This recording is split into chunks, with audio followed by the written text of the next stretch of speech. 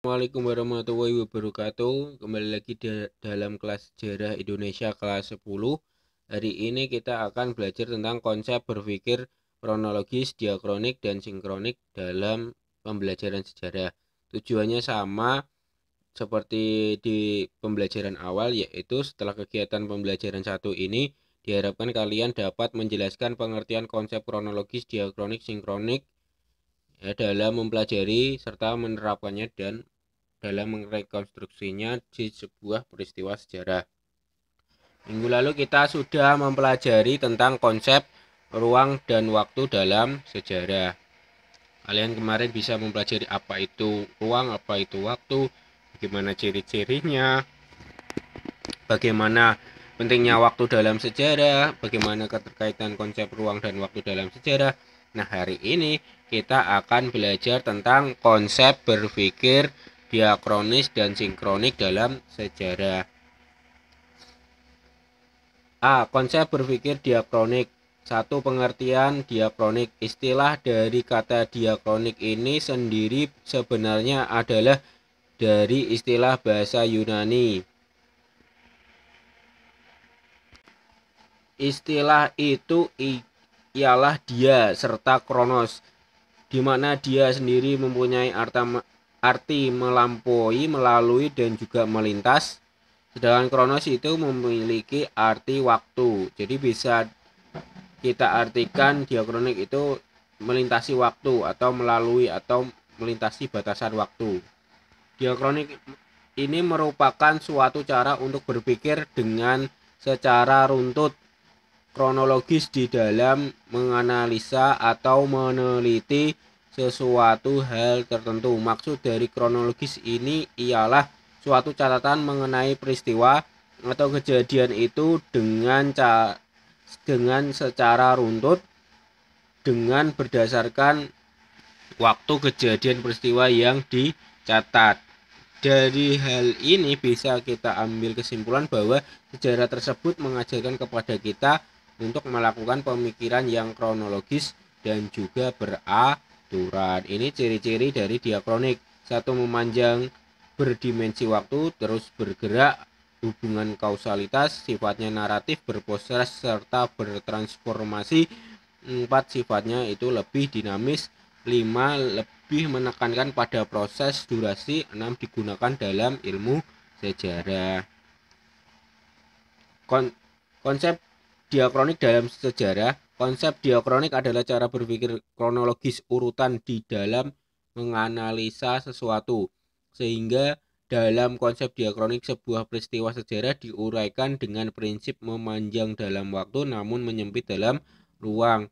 Dalam arti konsep diakronik tidak terlalu mementingkan pembahasan yang mendalam terhadap suatu aspek dalam peristiwa tersebut. Akan tetapi sebuah peristiwa lebih difokuskan pada urutan peristiwa sejak awal sampai akhir. Itu ya tentang konsep diakronik dalam sejarah. Sejarah adalah ilmu diakronik yang artinya ialah lebih mementingkan proses.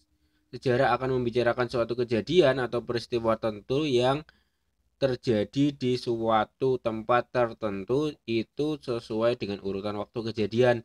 Melalui pendekatan diakronis tersebut, sejarah berupaya untuk menganalisis evolusi atau perubahan sesuatu hal dari waktu ke waktu yang memungkinkan untuk seseorang dapat menilai bahwa perubahan tersebut terjadi sepanjang masa. Jadi kita akan tahu perubahan dengan ilmu diakronik, ya, memanjang dalam waktu.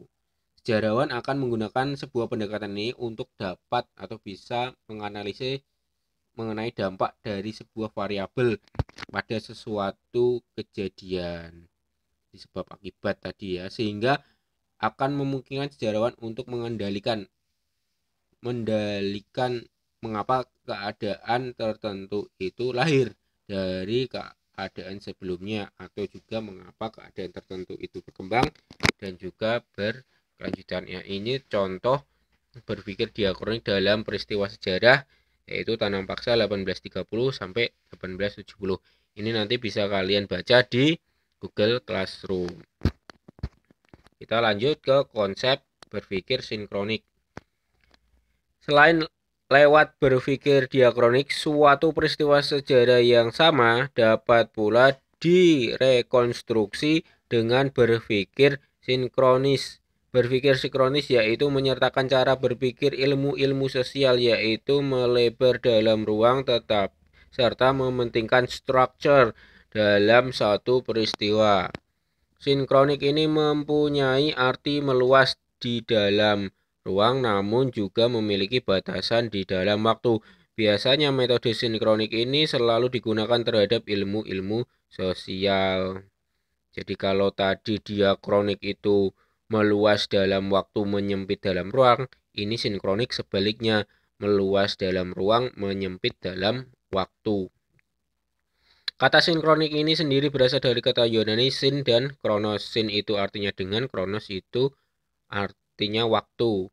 Metode sinkronik ini lebih menekankan pada structure yang maksudnya meluas dalam ruang. Sinkronik ini bisa menganalisa sesuatu hal di saat tertentu, jadi tidak berusaha untuk bisa atau dapat menarik kesimpulan mengenai suatu perkembangan kejadian atau peristiwa yang berpengaruh di kondisi saat ini, tapi hanya untuk menganalisa suatu kondisi saat itu. Jadi sinkronik ini pengen tahu apa aja sih yang ada pada saat waktu tertentu, ya. Dengan berdasarkan etimologi di atas bisa juga dikatakan bahwa pengertian sinkronik ini ialah sebagai segala sesuatu yang berkaitan atau bersangkutan dengan peristiwa atau kejadian yang terjadi pada suatu masa. Di dalam ilmu sejarah, pengertian sinkronik ini ialah mempelajari peristiwa sejarah dengan seluruh aspek yang terkait di masa atau juga waktu tertentu itu dengan lebih mendalam. Jadi pengertian sinkronik ini merupakan cara berpikir di dalam mempelajari struktur pada suatu peristiwa sejarah itu dalam kurun waktu tertentu, atau juga bisa dapat diartikan yakni mempelajari segala sesuatu yang berhubungan dengan suatu kejadian atau peristiwa yang terjadi pada suatu masa.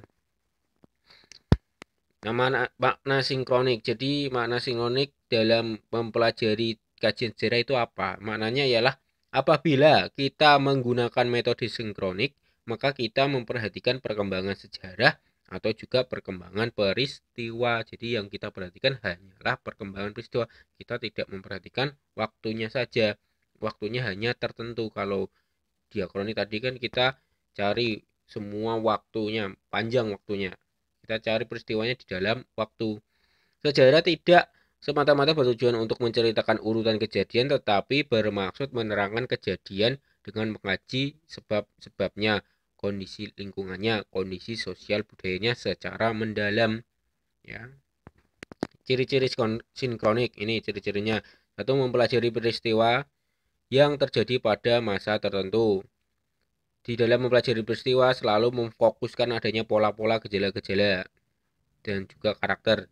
Tidak memiliki konsep perbandingan, mempunyai jangkauan yang sempit, mempelajari dengan secara mendalam, kajiannya juga yang sistematis, sifatnya horizontal. Maksudnya horizontal itu memanjang dalam ruang serta terbatas di dalam waktu.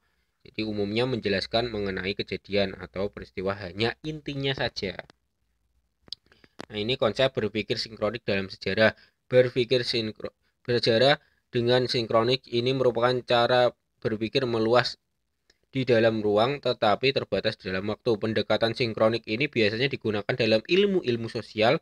Sinkronik ini lebih menekankan pada struktur, artinya meluas dalam ruang. Pendekatan sinkronik ini menganalisa sesuatu hal tertentu pada saat tertentu, titik tetap pada waktunya. Hal tersebut artinya tidak berusaha untuk membuat sebuah kesimpulan mengenai suatu perkembangan dari peristiwa yang berkontribusi di saat ini, namun hanya menganalisis pada suatu kondisi seperti itu. Istilah dari memanjang dalam waktu itu melingkupi juga gejala sejarah yang terdapat di dalam waktu yang panjang itu. Jadi gejalanya apa?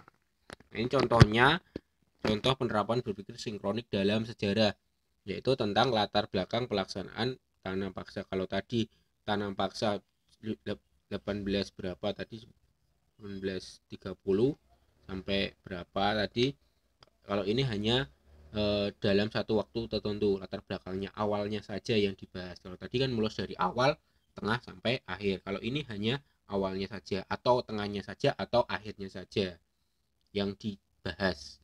Ini kalian bisa baca nanti di Google Classroom. Teks di atas menggambarkan pelaksanaan tanam paksa yang pernah diterapkan pemerintahan Belanda di Hindia Belanda pada tahun 1830. Konsep berpikir yang digunakan dalam teks tersebut adalah sinkronik. Nah, dalam uraian di atas menerangkan latar belakang diterapkannya sistem tanam paksa oleh kolonial Belanda, namun bahasanya sangat melebar walaupun dalam waktu yang relatif pendek di awal pelaksanaan tanam paksa. Itu bahasanya lebih mementingkan ruang bagi penjelasannya daripada waktu yang memanjang.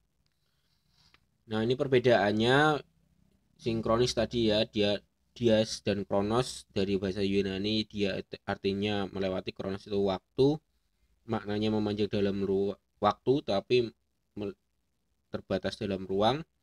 Disebut juga kronologis ya, berpikir diakronis dalam sejarah yaitu menganalisa sesuatu, peneliti suatu kejadian dari awal sampai akhir peristiwa, misalnya menceritakan pengalaman hidup seseorang dari lahir sampai masa sekarang. Sedangkan sinkronis itu terbatas dalam waktu, melebar dalam ruang. Kebalikannya, pendekatan sinkronis yaitu menganalisa sesuatu pada waktu tertentu, tidak menceritakan suatu peristiwa dari awal dan hanya pada intinya saja. Ada pula yang menyebut ilmu sinkronik adalah ilmu yang meneliti tanda-tanda yang meluas dalam ruang tetapi juga dalam waktu yang terbatas. Ini perbedaannya, kalian bisa amati ya.